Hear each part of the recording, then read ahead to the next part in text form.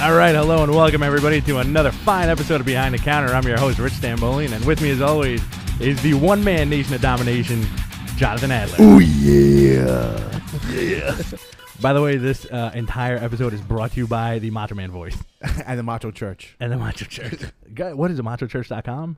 I hope so. A little non-comic thing. If you want to laugh, machochurch.com. It's all awesome Macho Man stuff. That's it. As opposed to all the crappy Macho Man websites that are out Yeah, there. machochurch.com. Machochurch.com. Amazing. It's great. I am the Messiah. Come and find me. Anyway. I'm like Waldo. Where am I? I am somewhere. Oh, I'm man. in here. I'll always be with you. I'm not really dead. I can't. I can honestly. I know we can do Macho Man voices do that all day long. The entire. Where show. in the world is Macho? On Macho's birthday, we should do a show where we just do Macho voices. Can we dress like him too? Of course. Yeah. But his stuff is so expensive. It is, but you know what? But like, remember We'll we get were talking Macho about shirts. the different. You can Yeah, be like blanket Macho Man. I think my favorite is Blanket Macho Man. Just ooh. By the way, this website is phenomenal just for one reason. Not the Macho stuff, but there's a picture of Greg the Hammer Valentine now with a giant X on his face. Yeah. Saying, "Put the hammer down." I hate By the way, him. he looks like Robert Plant now, and Robert Plant looks like a foot. I like that. How's your week, John? It was good. It was good. I abandoned comic books. I no longer care about them.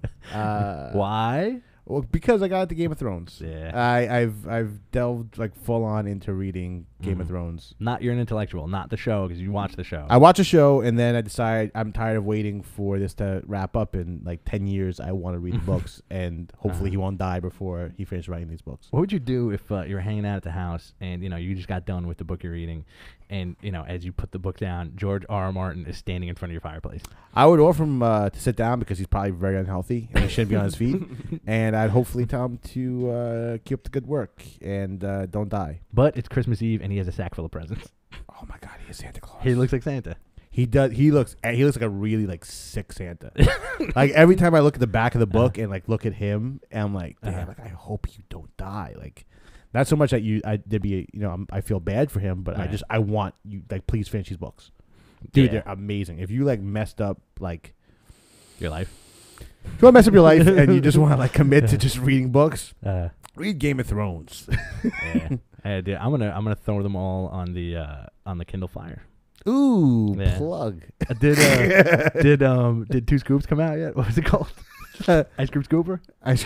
Ice cream sandwich. Ice cream sandwich. 2 scoops. Ice cream scooper. Pistachio. I have my Kindle Fire right here. We get a real version of it, man. They're cheap enough. Yeah. They're safe books. There's actually an app where you can smash a book into the Kindle Fire. That'd be amazing. That would be really cool. It'd be like a David Cronenberg movie. Mhm. Books come out of your stomach. Oh, cool. We got a commercial. We got an ad. I don't have an ad. No? No. It's like, are there ads that come on while we There's a whole issue going on with that. like a good issue or a bad issue? All issues. Not everybody sees the ad at the same time. Ah, okay. Yeah. All right, that's cool. It's not my ad. It's Ustream. Ah, that's cool. Well, hey, what's up, Ustream? Hey, Ustream. Anybody watching out there, welcome aboard. How do you feel, Ustream? I feel great. Are you tepid? By the way, they're a little for these. I think they should be cheaper, the digital copies. Yes. Than Yeah. $2.99. Yes. That's Right? retail, man. I know, and you're not even. It's not even in your hand. No. No. Well, Like, it I is in think- your hand. Yeah, but it's not like the magazine, like the Defenders, right? That's like the featured one right now. $2.99 for the Defenders. Yeah. Don't spoil it. We're gonna talk. about that later. $3.99, by the way. $3.99 for the Defenders. Yeah, man. It's a #1. It's a big book. It's an awesome book. That book's worth it, though. I mean, I don't know if it's worth $4. We'll get to We'll get to that later Well, it's price point stuff. on Hot Talk. Hot talk. Hot Talk. Hot cup of talk. Go and check out our other comic book show, Hot Talk, about hot comics. We're gonna have so many shows in the new year. It's gonna be all Rich and Jon. Well, in the new year. we had a meeting. Rich, John, and myself are going to put together 6 shows. Woo! Oh man. Yeah. Wrestling And it's going to be Hot Talk. comics, Hot Talk. Sex talk. And we're gonna have like this like middle-aged woman doing, "Hey, if you like the BTC boys, stay tuned for hot talk." I just want a show where I can just pet a dog for an hour and not say anything. We can do that too. I know actually. we can. Everything is in the horizon. Everything could happen. Well, what's your title? Sure. Your New Year title? We haven't announced it yet. I have one. That's Director news. of Creative Development. Creative development. Sweet. Can I have something? Yeah. All right. You're just throwing around titles as You're we go. director of Hot Talk. First episode, we talk about Lady Death. You are my porcelain knight. Oh, sweet. I like that. I kind of like the way that sounds. Doesn't really sound dirty. It sounds kind of sweet. It's porcelain. Hey, what's up? What was that? Hey, what's up? How you doing? Can you put a camera behind me? Like one day, because every episode I invariably say hi to Coco, and like I'm talking and I'm like, "What's up, Coke?" Hey, what's up, You know. Coke? No. And Nobody knows. What's up, soup? What's up, steak? Identify all the things I put in my mouth. Hey, ecstasy. more of that on Hot Talk. Hot Talk. Suncast, by the way, make a hot talk bumper right now. You're you're alienating us in front of all the rest of your GFQ guys. Why? We have like 8 shows next year now. Yeah. We got a full chat too, so chat room, please. Talk it up. Come at us, bro. Come Whatever at you us. got. Well, where can people talk to you? People can talk to us. People can talk to us after the show in the street in front of Andrew's house. We'll be there for about 15 minutes. Smoking cigarettes, talking about Walking Dead, and Planet of the Apes. We do not endorse smoking cigarettes or apes. But right now, where can people talk to you? But we do endorse ape smoking cigarettes. Always. People can reach us individually at BTC Jadler on Twitter. Remember that. And BTC Rich also on the Twitter. Understand me. And we do have, is it facebook.com// behind the counter GFQ? Behind the counter. It's just behind the counter. counter, yeah. Facebook.com// behind the counter. Please friend us. We're close to 100 people that like us. And what happens? You Yeah. guys get out of the basement when you get 100 followers. We get 100, but do we move up to like the living room, or do we just get the dining room? No, you could leave. We also get our fingernails and our shoes back too. Yeah. But they could also chat with you because there's like 215 people right now watching on Stickam. Yeah. If you want to interact with Rich and John and you want to chat with them and you want to comment on what they're talking about, go to gfqlive.tv. We have a great chat room there. And then you can change your chat into anything you want. Like give us back our toes and fingers. Yeah. If you click on the menu button at gfqlive.tv. We're And if you start go a on petition. now, I will emotionally destroy you in slow motion. Oh, it's going to be great. It's like a black hole when an astronaut gets sucked into it. We'll see it as if it's taking place over the course of 3 years. But it's instantaneous for you. You don't want to get torn apart by John. This guy hit I will hard. point out your faults. He was. Just like your mother. I have been on the receiving end of it, but it bounces off me. Yeah. Yeah, John has told me I have a flat ass. Yeah. Many times. And I've told many, many viewers that they've been putting on weight. Oh, yeah. It's beautiful. And they should come around more often. Yeah. All right. So, a lot of awesome jokes today. We're doing good. We're also going to be at the Laugh Factory tonight doing our 2-man show. I'll be at the Waka Waka store. It's actually called What the Comics. All through January.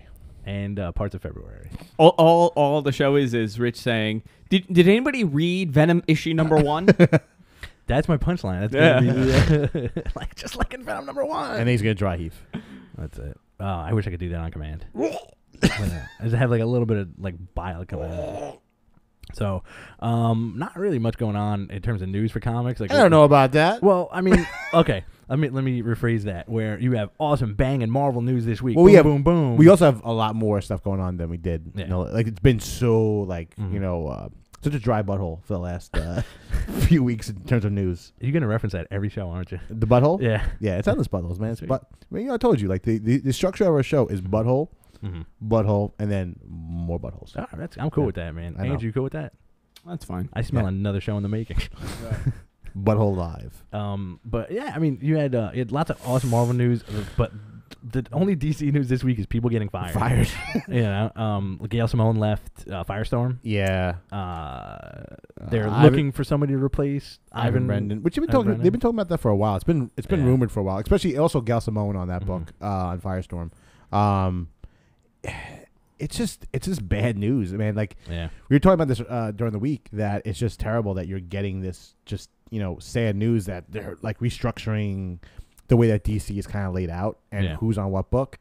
And it's it's disheartening because number one, they're not allowed to talk about anything.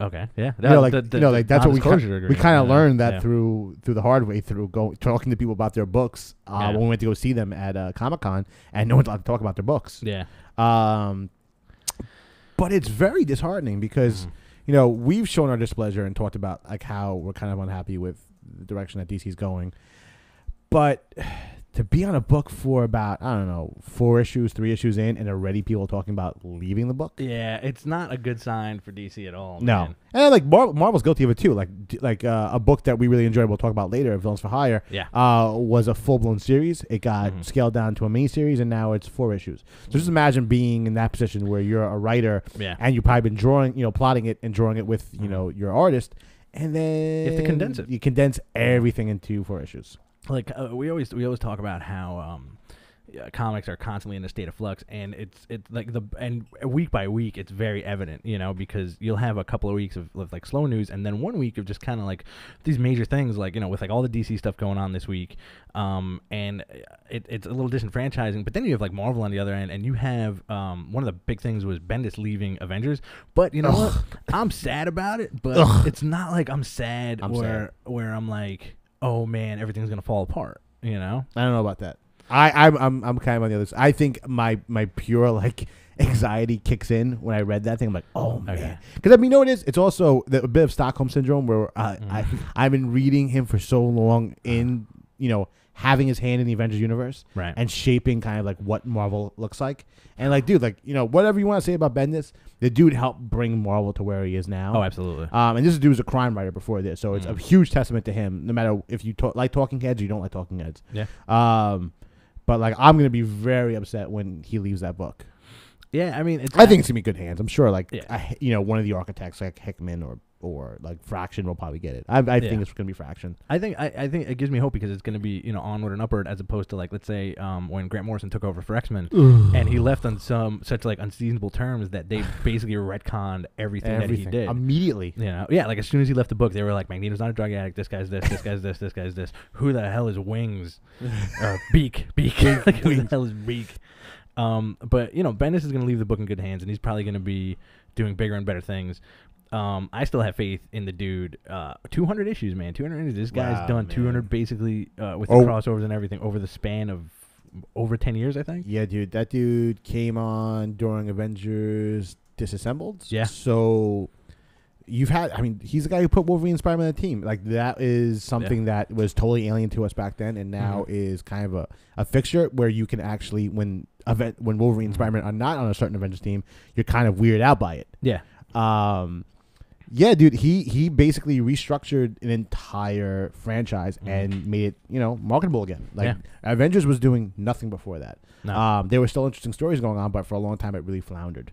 Yeah, it was just when they did that relaunch, that stuff was really cool, and they had like that time travel story where they end up like in like King Arthur times, and then one for some reason that always sticks in my head. One of the highlights was the Del Rusk story where it was actually Red Skull. That was good. That was Jeff Johns. Was it? Yeah. Okay. That was one of his few Marvel books, and that was the like Red Death or something like that was the name of the storyline. Yeah. It was awesome. And then I think was Chuck Austin on for a little bit. Yeah, of course he was. I know you hate Chuck Austin. Who doesn't hate Chuck? Chuck Austin hates himself. Chocolate Austin. Chocolate Austin. And as far as what Bendis is going to do now, like I mentioned to you the other day, I would love to see him on like an X book. Yeah. Yeah, I would. I just, it is like I'm so, I guess at this point I'm kind of just hurt by change. I don't want to see anything change. I'm kind of happy with the way that Marvel is. I'm content. I am very much content in the universe I'm reading. And I'm, Kieran Gillen and, Fraction and like, well, Fraction, I don't think he's even doing, no, he's not even doing Uncanny anymore. Well, Jason Aaron was a great addition to the X-Men universe. And Absolutely. That's a dude who I would never expect to be writing an X-Men book, and he's doing a tremendous knock-up job. And you have other up-and-comers like Cullen Bunn. Yeah. Moving up in the ranks of Marvel. Yeah. Well, Marvel's doing a great job of securing talent. Yeah. Which DC doesn't seem to be doing. Yeah. Not to take anything away from the DC writers who are absolutely killing it. I think they have a problem securing long-term talent. Yeah. Because well, you get fired. I mean, it seems like there's a lot of politics in the DC universe right now, in like the camp, where people are dropping like flies off these books, and that's not what you want after a relaunch. No. Well, dude, like, would you, if you were in a place of power, would you really assign Gail Simone onto Firestorm? No. Would you waste her talents on a book like Firestorm? I think Firestorm has never done well. I think that's the problem. I think the people who are in positions of power aren't fans. I No. think they're doing straight marketing things where they have CEOs who look at the numbers and say, throw this person on this book, throw this person on that book, instead of saying like, hey, Gail Simone, why not do Birds of Prey, Titans, make your own universe with like these characters. It's like, hey, here's Firestorm and your Captain Planet story. Well, it's always interesting too, because especially times like this when it's kind of, you're in the flux of things about to happen. Like you could tell DC is kind of building towards some type of cohesion going on with their universe, because everything is so independent from each other, and everything is so like, the first steps are going to be like Animal Man and Swamp Thing coming together. Right. But when you have moments like this where it's kind of no news but bad news, right, for DC, which is always bad, and they're kind of keeping their mouths shut. And they've been keeping their mouths shut about this. They've talked about their good numbers, but also weird things going on too, because Marvel made their announcement about X-Men versus Avengers, which is going to be their big storyline, which a lot of people are very hesitant about also. But in terms of a numbers game, Marvel is really coming close to edging them out again. Yeah. Which is going to happen, which I think overall, like, people are not going to come to the store for Firestorm, for Man of War, for, unfortunately, Animal Man, Swamp Thing. I don't think these books are really, like, real, like, numbers pushers. Well, I mentioned I don't think even Action Comics is doing that well. No, I don't think, I mean, like, overall, like, as a whole, things are doing well, but, like, individually, you're right. I think it's just, they're relying on the universe as a whole, because people are still they're still with the freshness of it. The thing I mentioned to you the other day was, which you disagreed with me on your end, was that like before the relaunch I was picking up maybe a handful of DC books, and now I'm picking up more than I used to. Yeah. And you were saying that if I was basically saying that if I wasn't doing this show, I would probably be reading next to nothing in DC. Like I force myself to read a lot of the DC stuff that's coming out nowadays. Like I still listen, I enjoy Scott Snyder's Batman. I enjoy Grant Morrison's Action Comics. I enjoy Swamp Thing. I have a weird enjoyment out of like Suicide Squad and stuff like that. But I know in my heart of hearts that I'm still disgusted by the fact that it is. I think I'm more disgusted by the fact that there's no history anymore. Yeah. I understand, like, you can go back to the well with DC, and like you can press that reset button over and over again. But you know what, man? Like, the more you do it, the more that you're getting away from back issues. Like, because even from a marketing standpoint, like, how can you sell a Blackest Night graphic novel and have new number ones out there that don't really build on the past anymore, right? And sell it as a retailer? How do you explain that to someone? Like, well, kind of, everything happened in Green Lantern, but not really. Like, and all this stuff in Batman happened, but not really. But, don't worry about the Superman graphic novel. There was talks when it first started that they were going to pulp all of the old graphic novels and just not have a trade paperback section to save money and to start building a new universe, which is terrible. Like, you can't erase the past. No, you can't. I mean, and it'll, as far as that goes, it'll come back to haunt them. Going forward, you have I still think that the way things are going now and the way the trends are going now, there's going to be another relaunch in another couple of years, because when people are gonna, they're not. I can't see myself adapting to a lot of the new stuff that's going on as a long-term fan, because at one point you're going to be like, this is great, but I want, for example, I want Superman back in like the old costume. I want this back. I want this. What happened to this people? What happened to that guy? And you kind of want that old continuity. Like, I would have loved it if Flashpoint ended with a more cohesive universe instead of a brand new thing. Yeah. And what was kind of interesting was, I don't know if it's like a little tease or foreshadowing, but I think it was in an issue of Justice League Dark where one of the characters was reading the Flashpoint comics.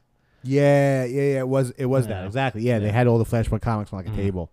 So you never know. I mean, like with DC, they can always do that alternate or ethereal kind of thing. Yeah, and I think that's part of the problem. Also, is that I don't see so much a reboot happening, but I know that down the line they're gonna try and say just like how they try to explain, the past crisis, and Right. they make it work. Like here's Superboy Prime, and they make all those things kind of fit. Yeah. And then they, draw back. They get scared because the market says this is not what is selling right now. But Right. dude, like I said, if you're looking from a numbers game, I don't see how a book like Man of War, Firestorm, or I don't know what else, OMAC, or things that you would really push forward to the front. I would focus on things like, I don't know, put like X-Men in DC. When Grant Morrison did the JLA years ago, like that, I feel like that was one of the biggest steps in the right direction because, they talk about the big seven. And if they concentrated on the big seven of the DC universe, as opposed to, like you said, like OMAC and all that stuff, I think it would be less of a blow to hardcore fans. Yeah. But like the main roster of guys who were on the JLA, their books are pretty decent, without like Superman's not so much. Flash is really weird. Nobody's talking about Superman. Like the regular Superman book, nobody's talking about that book. And you have Aquaman, which is tremendous. I really like it. Yeah. And Wonder Woman book is fantastic. But you have like these core characters. I don't want the filler of Titans. I want Titans to be written well. Yeah. I was a big fan of the Winnick run. Absolutely. When it really started, and then it kind of lost its footing. Green Arrow too. I feel like there's like why can't, but like in the past 5 years nobody could write Green Arrow. Well, that's the one book like to really look for because what's her face is coming on that book, the one who wrote Daredevil and Longshot and Nocenti. Yeah. She's coming on the book and she's bringing a real like fresh approach to it. And kind of establishing him as not this like Smallville character, right? Who's like she's like the worst thing you can do with this guy is put him in armor. Yeah, like and make him, and what made Green Arrow so important and so enjoyable was he had a very distinctive personality. Right. He was political. He was a hippie. He was this, and and she was saying like, I can do. He's been a Republican. He's been a Democrat. He's been like left and right through his career. He's been a mayor and he's been the rebel.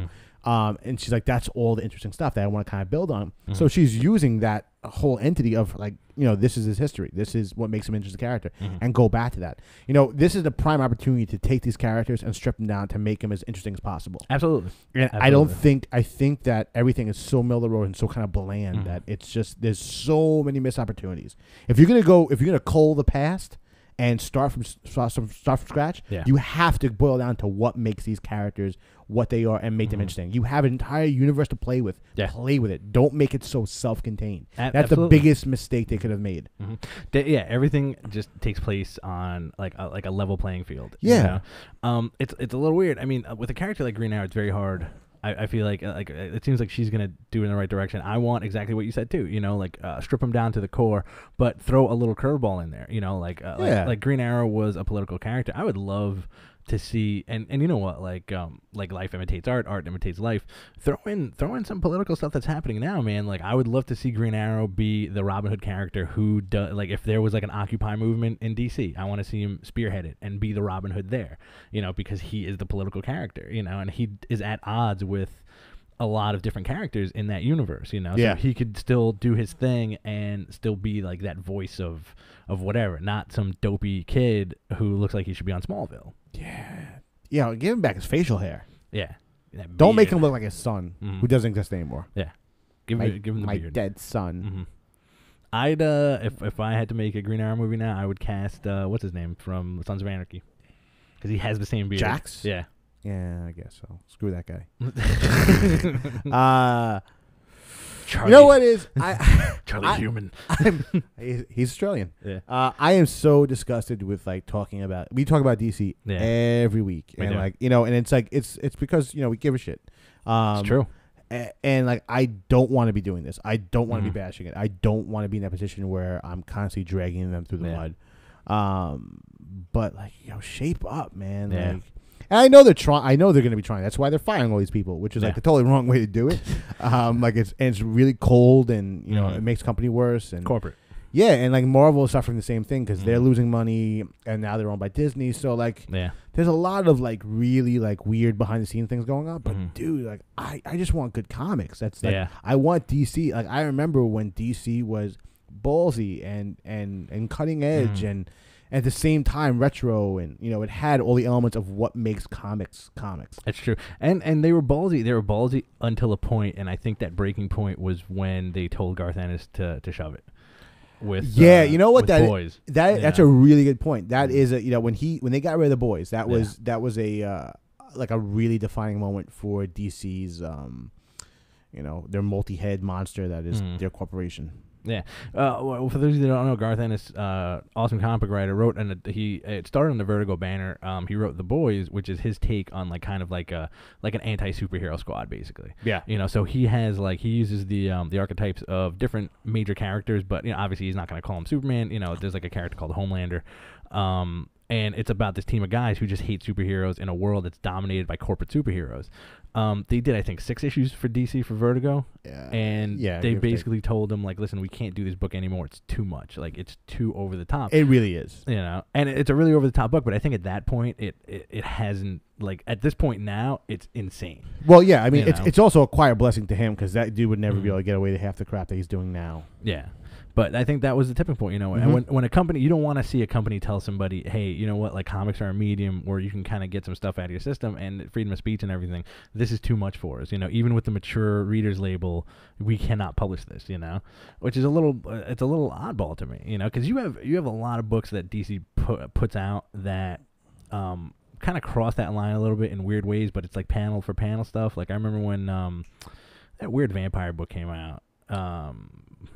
There's a couple of those. There was the one we were talking about, Blood and Water, which by Winnick with the disease guy. Then there was Bike Club. No, Bike Club. Yeah. There was some really racy stuff on that. Yeah, it was. And and also you had a book like back in the day, a book like Sebastian O. Yeah. Which DC put out, which was pretty bananas. Well, who was the chick who ran DC? Ran Vertigo for so long that got all these dudes.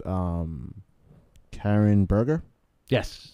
She was the person who helped to really get these people together, and Grant Morrison, Neil Gaiman, Sandman, Hellblazer, Mike Carey, Alan Moore, all of them were kind of within the banner of Vertigo, and she really helped to hone these guys' talents and really do some really interesting stuff. Yeah. And Vertigo barely exists anymore.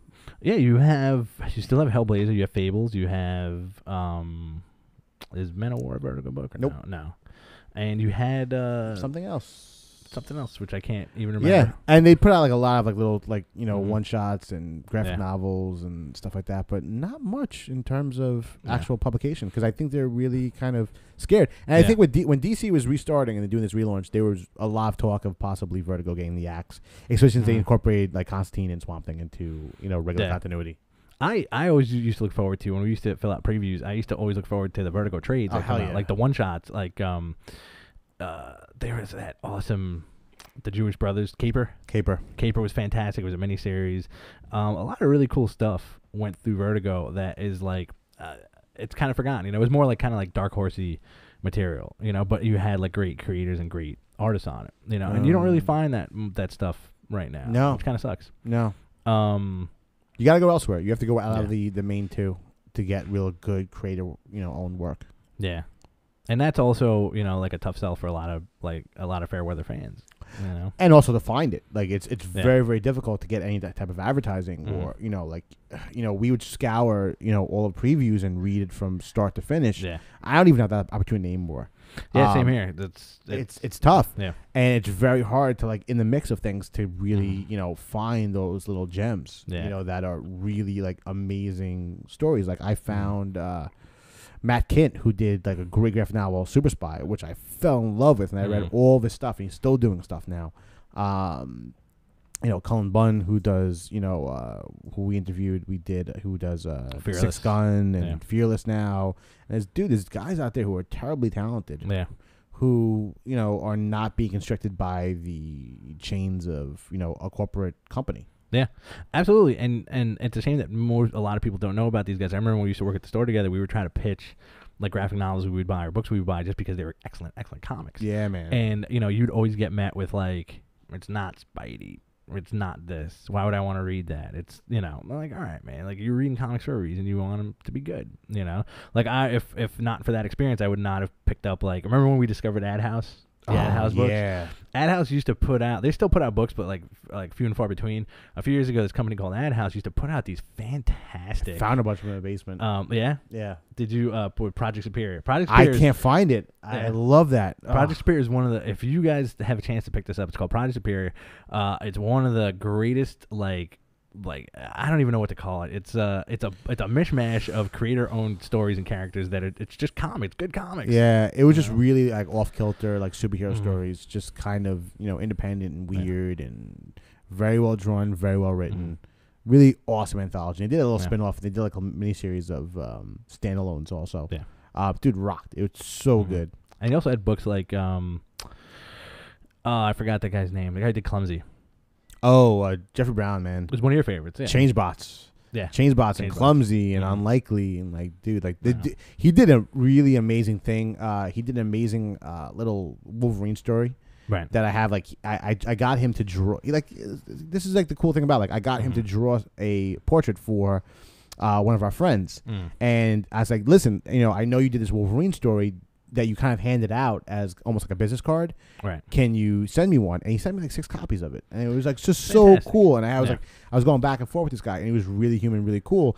And it was really reachable. And, we have an opportunity to find people like that out there. Yeah. Like, I encourage anyone who reads comics to experiment and like, you're going to get some hits and misses, but those, when you find that like really awesome stuff, it's like finding that song that no one heard before. Yeah, it's so rewarding and it's so cool, like to find someone who is an unbelievable talent that's making a great product that's not under the banner of like DC or Marvel. That's an excellent point. I mean, like if you guys get a chance, buy your comics on Wednesdays, but pick up a copy of Previews, which is everything that's coming out 2 months from now. And in those books, you have like a crazy big independent section where you can buy a book based on like an awesome description. I mean, like we've been burned a couple of times because the descriptions were great and the books were garbage. Oh, yeah. But you'll never find a book like what was that Charlie's War? Oh my God! Yeah, you'll never find a book like Charlie's War under like Marvel or DC if you just strictly look for those books. Pick up Previews, fill out an order form. Go to your local comic store and just order it. Pay ahead. Get the books ordered to your house. Get the books ordered to the store, and it's great for the business. It's great for the business, and you'll end up loving yourself as a fan a little more because you're like, this is what it's all about: reading excellent comics. Marvel was at one point they had a bunch of indie dudes do a bunch of stuff. Right? They had Omega. They did Omega. They released 2 volumes of Strange Tales, which is all indie creators. Yeah. Like, dude, that's an awesome thing to buy. Like, you'll get like an awesome MODOK story. You'll get some really weird Namor stuff. Yeah. And it's all done in like the independent vein. If it's not your cup of tea, give it a shot. It can't hurt. Try different things. Like, wet your palate. Get your broaden your horizons. Yeah. We talk a lot about comics and stuff like that, but I think one of the most rewarding experiences I ever did was when I ventured outside of that when I was a kid. I think one of the very first things I read that was not, superhero related was like Sin City. Yeah. And like, dude, it's a tremendous way to tell a story. It's something that's very unique. And like, try it. Like, try other things. Pick up, I don't know. Like Cerberus, or like Bone. Pick up Bone. Sandman, like like there's like you will probably like it. Hellblazer, I have never met anyone in my life who has said Preacher is garbage. Like Preacher is one of the things you can hand off to anity, and like guaranteed, man and woman, you will enjoy the crap out of it. And instantly Walking Dead, is the easiest one to point out to. Invincible. There's so many fantastic books out there, and Hellboy, a lot of the awesome Dark Horse stuff. We always talk about Conan. Pick up these books, man. Like we always generally talk about, like the big 2 and like what we read. But you know what? Like we are true fans, and we want to bring people into like the genre, and it's literature. You know, I don't care what anybody says, man. It's pure literature, and you'll find some great stuff that you can't even find on the written page because you have a beautiful mixture of art and writing that you cannot find anywhere else. Yeah, man. It's awesome. Testament. That's it. I wish we had cool T-shirts underneath our T-shirts that we can rip these T-shirts off and they'll say something awesome. What would it say? I don't know. Something great. Dicks. This guy's not even paying attention. So anyway, that was a nice little diatribe. Yeah. on, I enjoyed it. Independent comics. Read your comics. Read your comics. Read your comics. You want Buy a comic. Do you want to talk about the comics from this week? Let's talk about them. All right. So this week, last week was a bit of a slow week for the comic books that came out. This week is a little thicker, a little faster week. So we have some good stuff for you today. Let's go. Amazing Spider-Man, number 675. Enjoyed it very much. I did. Loved it. What is your favorite part of this story? Number one, you have to remind me of the Italian gentleman's name that draws this comic. Camuncoli. Amazing. Yeah. Like amazing art. Dude, I love when they go back to the old villains and they really, help to make them a little bit more modern. Yeah. And this is part 2 of a Vulture storyline. They made him into an awesome like Fagin from the Charles Dickens stuff. Yeah. Tale of Two Cities? No. Oh, Great Gatsby. No. Stop it. I don't read. No. Oliver Swift. Oliver Twist. Oliver Swift. Now you stop. He's it. faster. Just a really like he's basically running around with a bunch of emo kids that have wings that he calls his angels, but they're really just like they're picking apart old, like dead people's corpses for their money and such. And what's awesome is that dude is super strong now because he does basically gravity manipulation. Yeah. My favorite part of it was the unmasking of Spider-Man from his ex-girlfriend. Oh, the best. I had to put that on. I put that on Instagram. I saw that panel the other day. So Spidey has to unmask and his current ex-girlfriend, and she's like, "Can you put your mask on? It looks like it's Peter Parker's head photoshopped onto Spider-Man's body." And he's like, "Great, this is my Friday night. Yeah. Now I got to put a bag on my head. I'm from Queens." I also like the bit. I like the very bit at the end where when like Carly Cooper, his ex-girlfriend, is meeting up with Mary Jane to talk about, and he's like sitting there. And he's like, "Oh, my Peter Parker sense is tingling. Not my Spider sense." That he's nervous about the fact that he has got the collision of his two old ex-girlfriends. Talking smack about poor Peter Parker. It's a great issue, man. It's beautifully drawn. This story's great. Slott, man, just keep this guy on the book forever. The art is beautiful. The story's really cool. What I really liked, one of the things I really liked is that you have like the Vulture kids, and then there was like a little reveal where it's essentially that they're picking up the scraps, and Spidey goes into the whole thing where like like a murder of crows and a clue of whatever, and these guys are called the Wake of Vultures. A Wake of Vultures. It's also the name of Vulture's Club. Yeah, which is the Wake, and that was another thing I kind of wanted to talk about this week too is the fact that like I knew it was in the background, but I kind of put it together that I feel like America in Marvel Comics is a friggin' war zone. Oh, it's terrible, dude. Yeah. It's a nation, especially a city built on the corpses of people they forgot about talking about. Yeah. It's so bad. Like they've rebuilt and killed millions of people and like people have been disintegrated so many times. There's never any talk about it either, which I find like it's like I feel like it's morbid curiosity on my end where you'll have these giant superhero battles and they're all cinematic, but then you don't think about like the realness of it where like if this happened here, like we both live in Queens, we have a lot of friends that work in the city, like we would have a lot of dead friends and a lot of funerals to go to if like the Hulk crashed into the Empire State Building or something, and like constantly stuff happening. Iron Man's thing goes off and the subways are gone. Well, Spider-Man lives with us in our neighborhood. He does. So I would be killed immediately. Like I would definitely. I live up the block from him, and I would be like murdered by the Rhino or something, or like Hydro Man would come and drown me. Right, like the guy who comes out of the sewer, or the guy who crashes into a house. I think I'd be eaten by the lizard. I think the lizard would probably have been eating me a long time ago. Yeah, yeah. I feel like I would get caught in a crossfire. Have they said what the casualty count is? Never. No, it's impossible, dude. It's not. I mean, like that poses the question. Like, if you lived in Marvel, New York, would you move? Would you have moved already? Yes. Where? A heartbeat. To the middle of the country. Nothing ever happens in the middle of the country. That's there. true. Until Kingdom Come, where Captain Atom destroyed the entire. That's middle DC. Of the like I country. wouldn't live in the DC universe. Like DC, that because you have Superman from like the middle of the country. That's true. Miami. Miami. Nothing happens in Marvel in Miami. All right. Yeah, I'll go with that. I think Florida's pretty safe. Yeah, I'd go with Texas because now you have the Scarlet Spider. I can deal with one guy.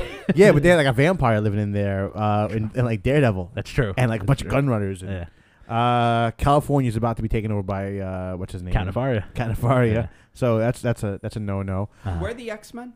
Both coasts. Yeah, they're in Westchester I thought and they were in California. Connecticut. They're in Westchester. Yeah. Yeah. Westchester and in California. So that's out. That's done. That's out of the cards. Canada. We'd have to go to Canada. No, actually, Alpha Flight. All right. Alpha Flight. They just had their entire government was overthrown. True. By Calgary. by the master of the world. Oregon. All the comic writers live there. I live there. Yeah.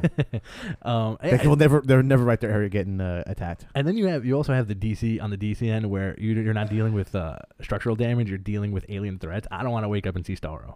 No, I don't want to fish a starfish on my face. Because a lot, if you think about it, like Marvel has like terrorists. Like essentially terrorists, and in the DC universe you have these cosmic threats, which is always something like they've had so many cosmic stories where it's like invasion, the Starro stuff, the Green Lantern stuff, like everything's coming from outer Blackest space. Night, like look at like just imagine Blackest Night happens where you're getting like a interplanetary threat along with like superpowered zombies. Yep. Superpowered zombies, and you had Coast City getting blown up by an alien. Yeah, yo. Mongol. Who looked like, also, what's his name? Cyborg Superman? Like, yeah. I don't want to be flying around with that creepy-ass evil Superman. No, it's rough, man. Keep it on the Doomsday and Flash crap happening all the time. Like, one day you're just disintegrated by, like, Flash running by you. Mm-hmm. They never do, like, I would love it if the accidents. The accidents and the news bits of like where you'll see like people like you don't get the reactions of like Gorilla Grodd is back with his talking apes and they've landed in that's racist. Like Chelsea Piers, and you're like oh. Gorilla Grodd showing up at Chelsea Piers. Yo man, I'm not going to Chelsea Piers today. Gorilla Grodd and his apes are there again. It's gonna take. They never touch on the traffic. The fact that if you live in the city and something happens, it's gonna take you 8 hours to get home. Yeah, it's if we lived in Marvel, like the mass transit system would completely fail. Galactus showing up, eating half the Empire State Building. God. He'd be done. Thor showing up. Pre-centuries and... I feel like every time Thor shows up, everybody's TV goes out. Huh? Silver Surfer. Yeah. Destroy everything. That's Yeah. over. Silver Surfer. It's like there's a magnet on your like a VCR. Damn it. Also, if you have a VHS player in the Marvel Universe, all your Done. tapes totally erased. Yeah. Magneto shows up. Mm-hmm. Dude, there's too many threats. There's so many bad guys. Well, they did that. They did a good job in the Ultimate Universe where Magneto flooded everything, and they actually had like the toll, of real casualties. It's pretty insane, man. Yeah, it's a lot of people. Would not live in the Marvel U. No way. No way. All right, let's moving on. I wouldn't want to live in the boys' universe. I either. would not want to live near those creepy, crawly, costume wearing freaks. It's a good lot. That's he said that. Like the Slim Jim outfit. I want to leave this universe. I'm the only hero you need. Boom tube. You'll never have to thank me. Boys number 61 came out this week. Rockin'. Pretty excellent book. I mean, like we've been doing the show for close to 3 months now. 3 years. 3 years. 3 years? I'm about to say 3 years. Oh my god. I forgot the first two. I feel like I just woke up. And we haven't talked about the boys. We talked about it. We haven't like spotlighted an issue, and it's about time. Boys 61. The comic book is about a bunch of dudes who hate superheroes, and this is the second part of a new story where stuff is kind of coming to a head between the boys who are they're a group of they're just all dressed in black leather coats. They have super strength. They all have like the in the universe it's called Compound V. Yeah. Right, that gives you superpowers, and every superhero they don't develop powers. They're given to them by corporations, and they develop these characters. They have like 1 million teams out there who are all like endorsed by Vought America, which is like a weird Halliburton corporation that works along with the government and kind of puts people into place and kind of manufactures these teams, and all these teams are like the archetypes of what we see in the DC and Marvel.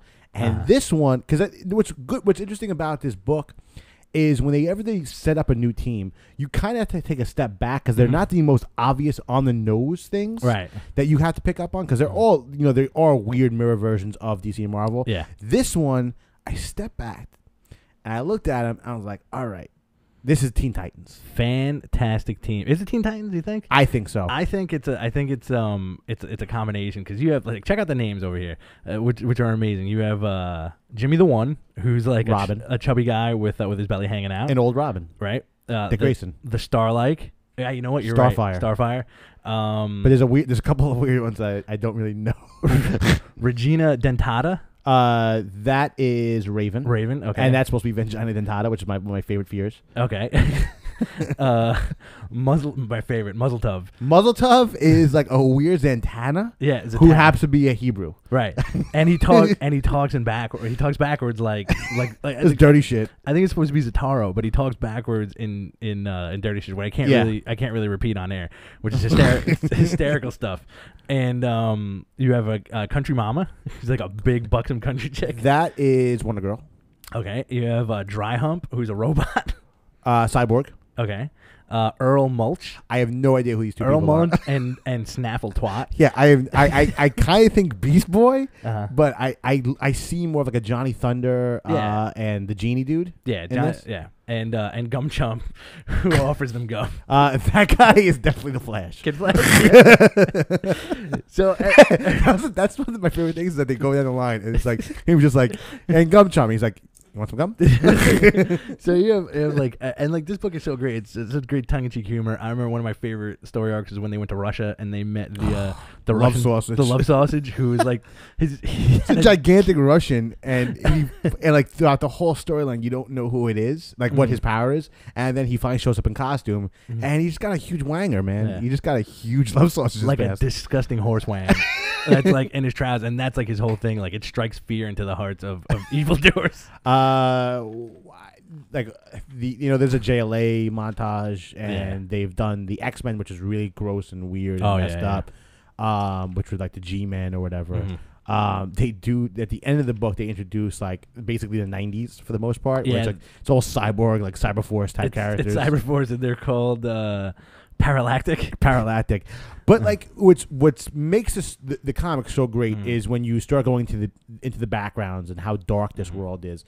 And like one of my favorite things is like there's a huge black dude called Mother's Milk. Yeah. Who I thought was like a Martian Manhunter analogy when I first read it.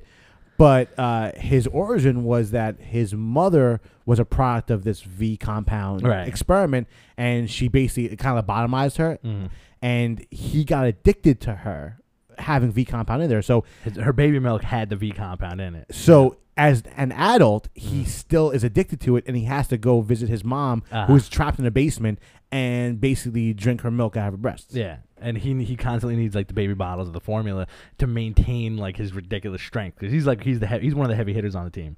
But I feel like the real heavy hitter is Butcher.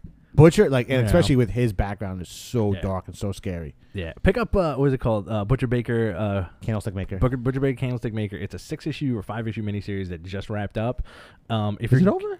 Yeah, it's over. Wow. If you're getting into it, ends. It's him stabbing the dude. Why'd you kill my dog? No, that was the regular boys thing. There's one more issue left. Oh yeah. Okay. Because they were happening at the same time each other. Yeah. There's one more issue. Yeah. They just basically introduced him to the Nick Fury character and just joined like the boys. Yeah. My bad. So spoiler. Yeah. So pick it up. It's excellent, and they're all available on trade. This is one of the best things that Garth Ennis has done. If you're gonna do any Garth Ennis stuff, Preacher, Boys, and pick up his war stuff. Which is War Stories is so amazing. Great. He did War Stories for another excellent Vertigo book, which was just like awesome World War II stuff, World War I stuff. Yeah, he is a huge war aficionado, and all of his war stories are like way beyond top notch. Yeah, they're really excellent stuff. Next book, man. I know you've been dying to talk about this one. I loved it. Villains for Hire. Excellent book. It's got the shocker. It's got the shocker. You have Bushmaster didn't show up yet. I keep wanting to call him the Streaker, Scourge, but it's not. It's Scourge. Scourge. Avalanche. Purple Man, who's in charge of the whole deal. Best name. Kilgrave, Zebediah Kilgrave. So good. And what's cool is like it's a takeoff of Heroes for Hire and I guess Charlie's Angels as well. Yeah, it's very much in the vein of Charlie's Angels, where there's someone behind the phone who is operating all of these operatives for the most part. And Heroes for Hire dealt with your Moon Knight, your Paladin, and Spidey and Daredevil and stuff like that. Yeah. This is Purple Man, Zebediah Kilgrave, assembling his own little team to combat Misty Knight's Heroes for Hire. Right. With a nice little twist at the end. Yeah. So you have Purple Man kind of calling the shots, but then there's a rival group of villains as well that kind of they swoop out of nowhere and take their prize in this issue.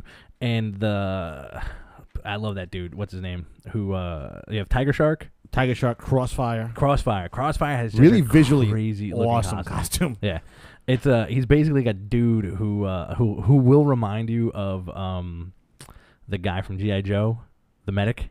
Oh yeah, he's very much like a Red Cross type of character. And he has like a cybernetic eye with like a cross on it because his name's Crossfire.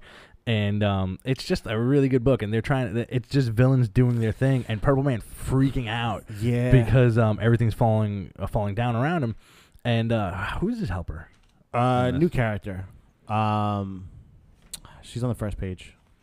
Is she? Oh yeah, Headhunter. So like she's trying to like reel him in, and Purple Man's power is that he releases pheromones that will basically make you do whatever he wants to do. Anything. And they've used that to some really like dark corners of storytelling.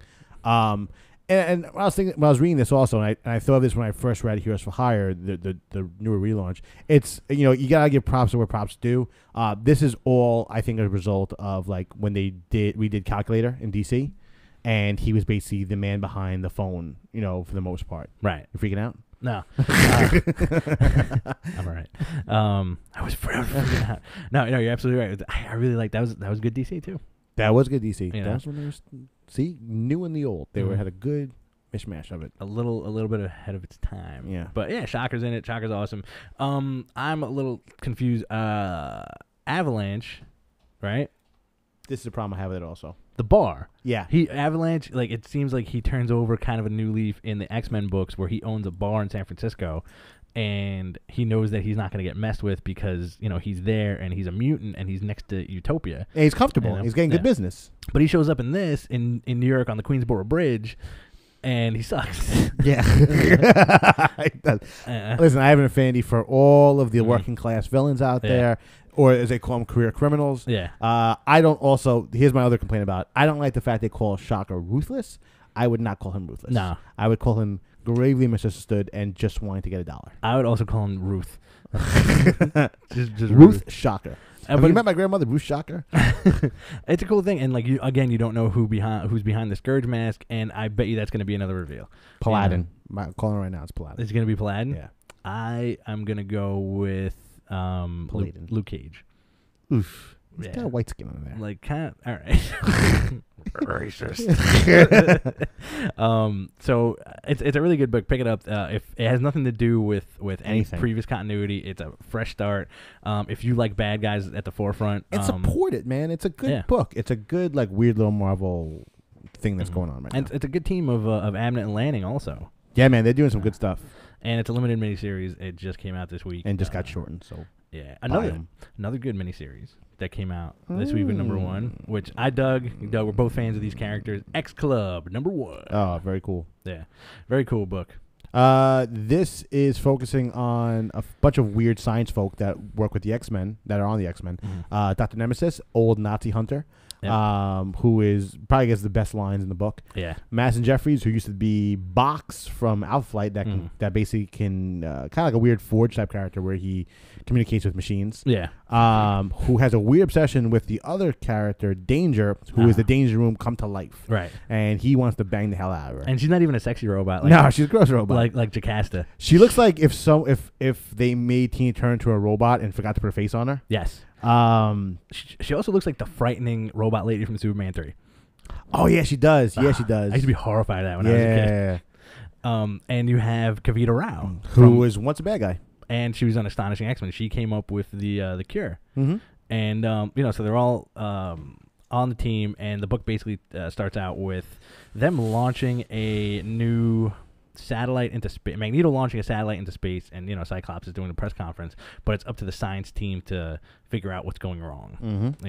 And you have one of the I feel like it's such a great character in Dr. Nemesis that you have to write him as snarky as possible. Oh yeah, he's filled with just like vile and reprehensible lines and of dialogue and just really a mean dude. And you also have some Atlantis stuff in this too. I don't know if anybody's a fan of Atlantis. Who isn't? But Namor also was not in this book, but in the beginning he's in the flashback. Yeah, we went on our Namor rant last week, but it's a great book, man. If you like the X-Men universe or just want to read like a kooky, fun comic book, pick up X Club #1, man. Very well written. Yes, please.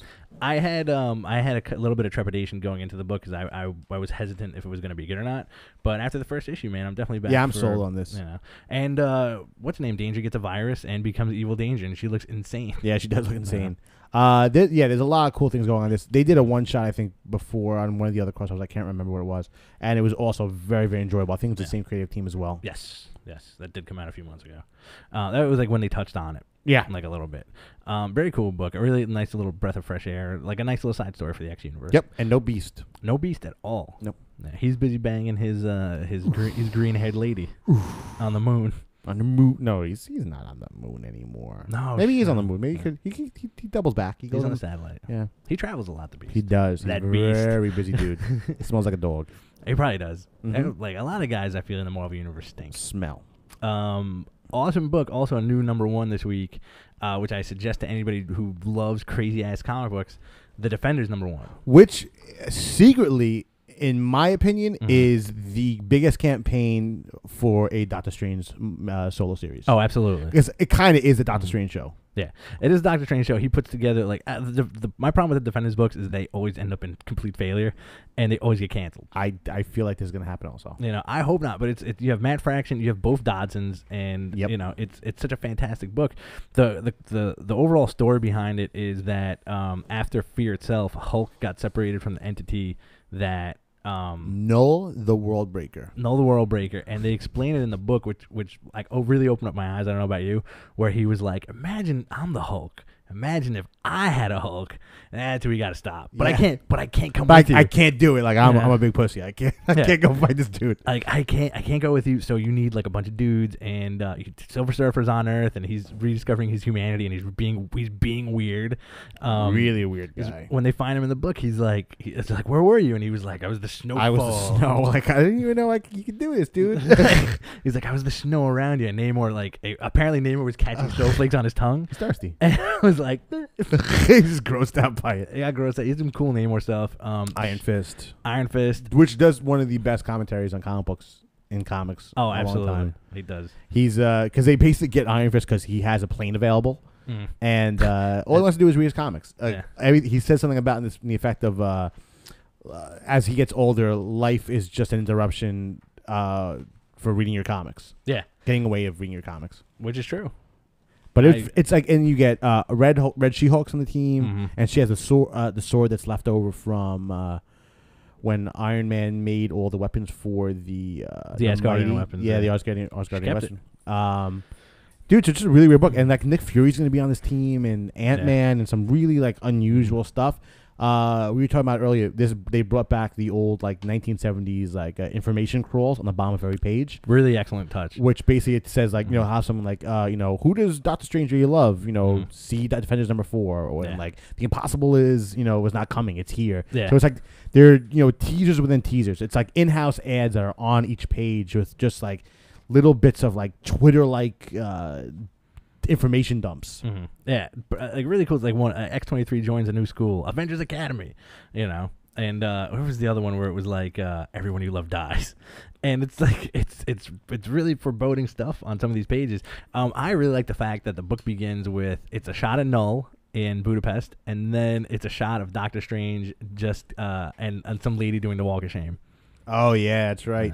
Yeah, he's a dirty dog, man. Like they had that one shot with I think in the .1 book where he was talking about how he's just been like drowning himself in like graduate students. Yep, for the most part. So good, dude. He's a good character. There's a lot you could do with Doctor Strange, and like Fraction was talking about before he started the book that he really wanted to focus in on the weird with him and make him like a weird like William S. Burroughs that has superpowers. Okay, and it's a really good way like. like I said, and I'll say this over and over again, the best depiction of Doctor Strange you can get is the Brian K. Vaughan, Marcos Martin miniseries. Oh, yes. It is such a good grasp of what makes that character cool, and Defenders definitely, owns into that and really makes him niche weird. And you have that's completely awesome and completely true. And you also have the fact that in that miniseries, it nails every little caveat of Doctor Strange. Yeah, how he's really smart, knows what he's doing. He's a ladies' man, and he's also like I feel like people don't understand that he's a very human character also, and he just does his thing because he has to do his thing. My only complaint is that he has no cape. No cape. They gave him it's like good costume though. Very stealthy costumes in it, and you have Namor and like his I like his X-Men. Oh, that was his X-Men costume, like a weird variation of his like Black Defender's costume. Yeah, and like I've always liked that because he's not naked, and it's a cool looking costume. Underwear. Yeah, and Red She-Hulk's a weird thing. She's totally gonna bang Doctor Strange at some point. Oh yeah. I'm not a fan of the white Iron Fist costumes yet. I like it. It's grown on me. I feel like it could go either way. It has grown on me because that's when he traveled into the astral plane, right? Yeah. Yeah. But dude, there's a lot of potential for some cool, like, interesting ideas coming out of this book, and it's like, you know what, you still have those like lingering threads of Fear itself, so why not play with Black Hulk? It's a crazy read. It's a really good read. I would suggest anybody who's watching to pick it up. It's a good number one. It's a good starting point. And if you don't, you're an idiot. Yeah, there it is. All right, well, I think that about wraps it up on tonight's episode of Behind the Counter. I'm your host, Rich Stambolian. And I was once the walrus, and now I simply am. 1,000,000%. 1,000,000.